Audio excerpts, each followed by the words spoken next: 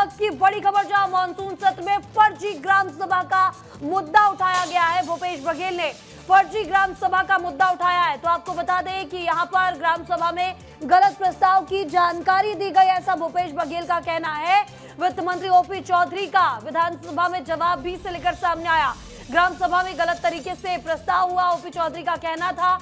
आरोपियों के खिलाफ एफआईआर दर्ज की गई है। सरपंच सचिवों को क्यों बचाया जा रहा, भूपेश बघेल ने यह भी सवाल किया है, जिसमें जवाब देने के बाद यहां पर मंत्री ओपी चौधरी ने कहा कि जवाब आने के बाद अब जमीन आवंटन ही आगे किया जाएगा। तो इस वक्त की बड़ी खबर है, जहां फर्जी ग्राम सभा का जो मुद्दा है एक बार फिर सदन में गूंजता दिखाई दिया है। और आपको बता दें कि इसे लेकर पूर्व सीएम भूपेश बघेल ने सवाल किया है सदन में। तो इस मामले पर वित्त मंत्री ओपी चौधरी ने जवाब भी दिया है। तो इस वक्त की बड़ी खबर आपको बता रहे हैं, जहां जमीन आवंटन को लेकर और फर्जी ग्राम सभा के मुद्दे को लेकर आज सदन में चौथे दिन खूब हंगामा हुआ, जिसे लेकर पूर्व सीएम भूपेश बघेल ने सवाल किया है। तो इससे लेकर मंत्री ओपी चौधरी ने जवाब भी दिया। और इसी से जुड़ी एक और बड़ी खबर आपको बता रहे हैं, जहां कुंवर निषाद ने उठाया मछली पालन पट्टे का मुद्दा।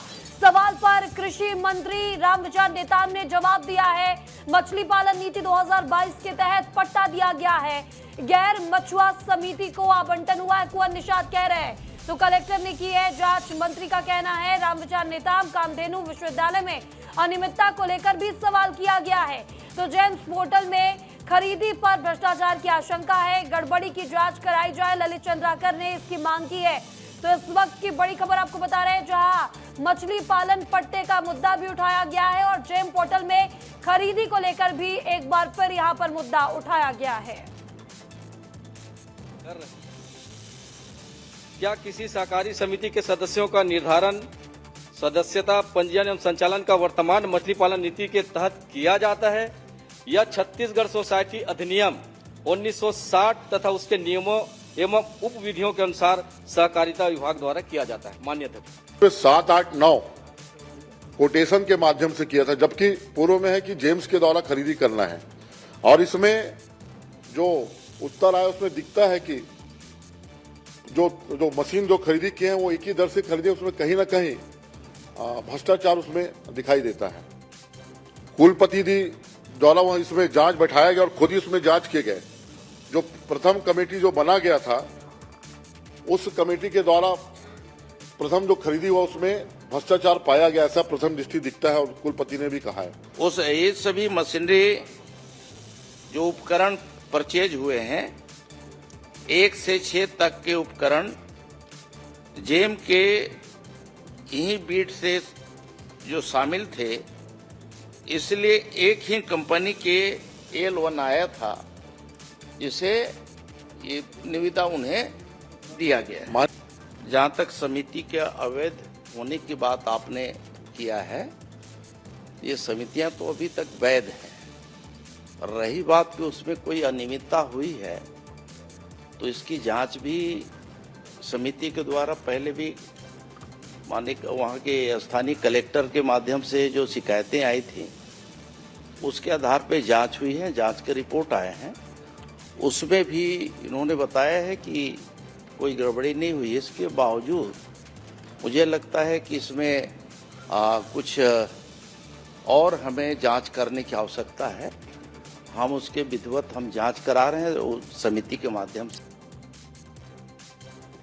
और चलिए इससे जुड़े एक और बड़ी खबर आपको बता रहे, जो सदन में प्रश्नकाल में खाद आवंटन का मुद्दा गूंजा है। तो दलेश्वर साहू ने खाद आवंटन का मुद्दा उठा दिया। कृषि मंत्री रामविचार नेताम ने सदन में इसे लेकर भी जवाब दिया है। 14,06,555 मीट्रिक टन खाद आवंटित की गई है। सोसाइटी को 64% खाद दिया गया है।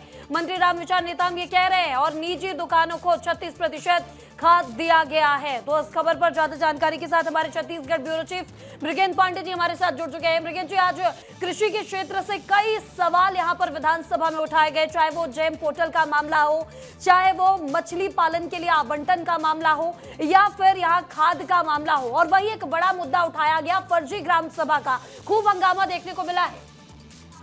जी देखिए, विधानसभा में कई सवालों पर हंगामा हुआ। सबसे ज़्यादा हंगामा फर्जी ग्राम सभा के मुद्दे पर हुआ। यहाँ भूपेश बघेल ने सवाल उठाया था कि फर्जी ग्राम सभा के माध्यम से उद्योगों को जमीन का आवंटन किया गया, इसमें पर्यावरण की स्वीकृति नहीं ली गई, आवेदन तक नहीं किया कंपनी ने और उसे आवंटित कर दिया गया जमीन। इस मामले पर मंत्री ने जवाब दिया, हालांकि मंत्री के जवाब से असंतुष्ट होकर कांग्रेस ने बहिर्गमन किया। इसके बाद वर्धा की तर्ज पर जो सेवाग्राम बनाया जा रहा है, छत्तीसगढ़ के नया रायपुर में ये सेवाग्राम बनाया जा रहा है, उस पर भी जमकर हंगामा हुआ।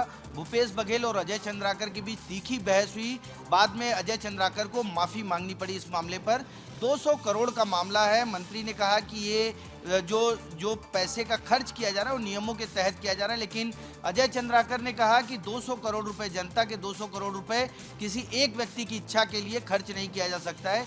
जो सेवाग्राम बनाया जा रहा था नया रायपुर में, वर्धा की तर्ज पर कांग्रेस की जब सरकार थी उस समय बनाने की प्रक्रिया शुरू हुई थी और 200 करोड़ रुपए का आवंटन हुआ था। इसके बाद आप देखिए कि खाद और बीज के मुद्दे को लेकर भी लगातार विपक्ष और सत्ता पक्ष के विधायक आक्रामक रहे, लगातार सवाल किए जा रहे थे।